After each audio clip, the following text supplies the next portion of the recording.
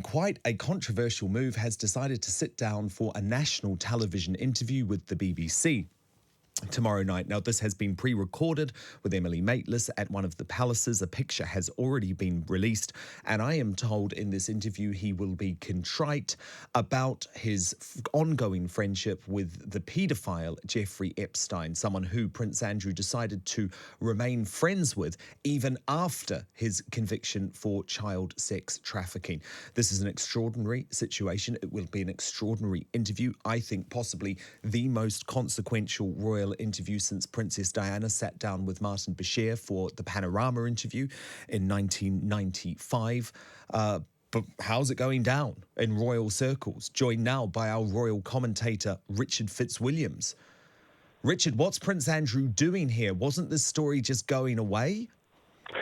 The story wasn't going away. I think that this was one of the problems. I mean, in my view, certainly, this is a very high-risk strategy. You mentioned Diana and Panorama, and might also think of Charles and Jonathan Dimbleby. The royals do these interviews very, very rarely for a very good reason.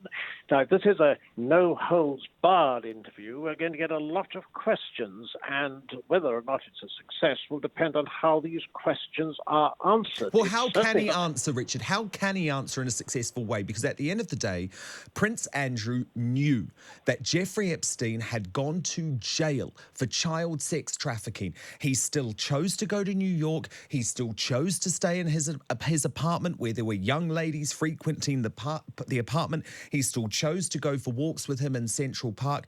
How can Prince Andrew justify this friendship with a proven child sex trafficker?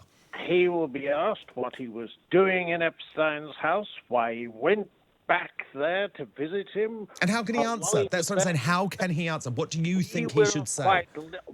I think he should say, what I think is, firstly, one of the elements in this interview as to whether or not he will be able to feel that this is a successful way of handling things, and remember, it's going to have a global audience, is will he be able to say anything that will help the victims?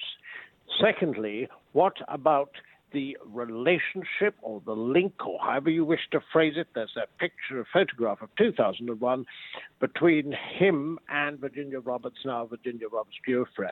When did they meet? How much contact did they have? What has he got to say about this? Well, what I'm told is that he will deny any sexual relationships with Virginia Roberts. So what are we meant to believe, Richard Fitzwilliams? Because she says one thing.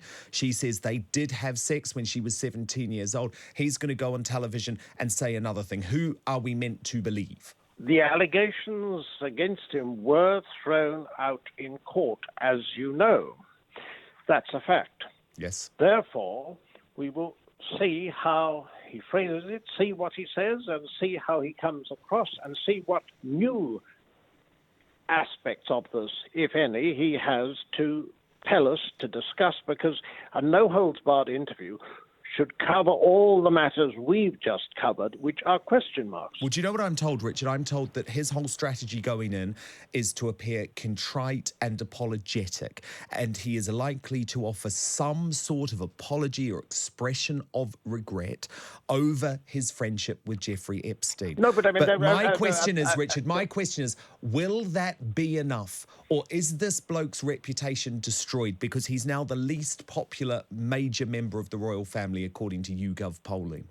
I think that it's been understood for some time, firstly, that Buckingham Palace has said that he will help the authorities in any investigations, and secondly, regarding regretting a friendship, I mean, the friendship cost him his job. Of course he regrets the friendship, but it is an exceptionally unwise one, and we need to hear more. Obviously, he must have decided to say more than we've heard already, or he would not have agreed to this. And how he says it, how he expresses his contrition and what he has to say also to the victims. Will he be able, for example, to help the authorities? We will see, but... What do you think of the choice of Emily Maitlis to do this interview? Because, of course, remember, the entire industry has been chasing this interview for some time. He had his choice of any of them. At certain points, I was being told that maybe he would even consider sitting down for an interview with someone like Piers Morgan, someone who was really going to take him on. But instead, he's chosen Emily Maitlis, who's a very strong, powerful journalist. She's also a woman, Richard. Yes. Does that make a difference? I don't think it should make any difference. It's what's said that's the point, and we'll wait to see what's said, but he knows he's talking to a global audience, and he knows every word he says will be dissected. So, Richard, let me just ask once more. Can you think of any good reason why Prince Andrew would have decided to continue a friendship with a convicted child sex trafficker? Absolutely no reason whatsoever. It was, as he's admitted already, exceptionally unwise, but we will see whether he shows a bit more light on the reasons for this. Do you believe him? Do you believe him? I will listen to what he says and make up my mind, but apparently they got to know each other in 1999, and this fateful friendship went on at least till 2010. Believe him?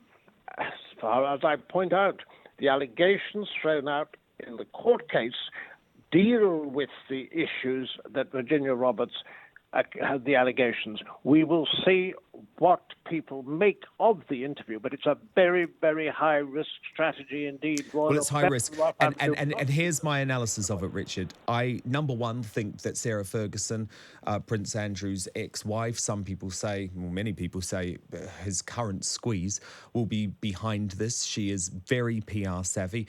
I think they both acknowledge that this isn't going away. This is an issue which is going to continue to damage Prince Andrew's reputation. But as you say, it's incredibly high risk because this is a very arrogant and cocky member of the royal family. He's not experienced in these interview situations. He would have gone through a lot of training. But my goodness, his future reputation is very much on the line here tomorrow night. It is indeed. And remember, Pitch at the Palace, his scheme to help entrepreneurs, all his patronages, the cachet regarding them. Regarding Sarah Ferguson, it's well worth remembering her mistake. I think this surfaced in 2011. She accepted a loan of £15,000 from Epstein. They're both charlatans. Pay off her debts. I certainly don't think when it comes to public relations that she could teach anyone anything. Well, no, exactly. They're both charlatans. They are both charlatans, and they're both people who use their relationship with the royal family to make a whole load of money, travel around the world first class. I think it's quite appalling behaviour, especially when you look at someone like Prince Andrew's mum, who has always put the country and her service before her own personal needs. I think that I absolutely agree with. Regarding the word charlatan, we must be careful with that. Well, I'm going to use it. Wait and see. I think they're both charlatans, both of them. Well, when it comes to public relations, I can't think of a worse example in this world than Sarah Ferguson. I'll go that far. I mean, look, she's a likeable character. Did you see this week she wants the lady from Poldark, Eleanor Tomlinson, to portray her in The Crown? Do you think that's wishful thinking?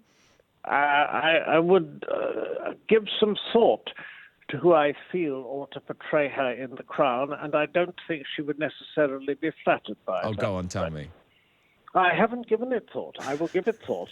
Okay. It wouldn't be flattering because she has been a disaster. We know she was a disaster as a member of the royal family. She's an entertaining character. She's an entertaining character. Oh, entertaining is one thing, but when it comes to judgment, it's quite another. And you and I can think back of a large number of occasions when the word judgment simply wouldn't apply when it came to her behaviour.